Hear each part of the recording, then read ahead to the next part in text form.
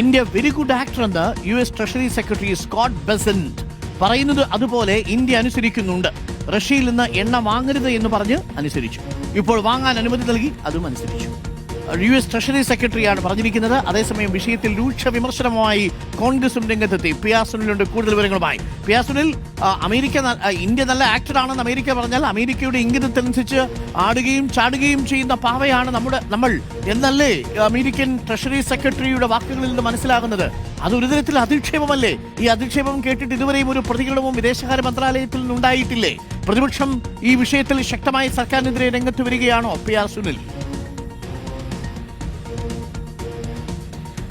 അരുൺ, രസകരമായ സാഹചര്യങ്ങൾ തന്നെയാണ് ഉണ്ടാകുന്നത് എന്ന കാര്യത്തിൽ യാതൊരു സംശയവുമില്ല. ഇന്നലെയാണ് അമേരിക്കൻ ട്രഷറി സെക്രട്ടറിയുടേതായുള്ള ഒരു പ്രസ്താവന വന്നത്. 30 ദിവസത്തേക്ക് ഇന്ത്യക്ക് റഷ്യയിൽ നിന്ന് എണ്ണ വാങ്ങാൻ ഞങ്ങൾ ഇടക്കാല അനുമതി നൽകിയിരിക്കുന്നു. 30 ദിവസത്തേക്ക് എണ്ണ വാങ്ങാം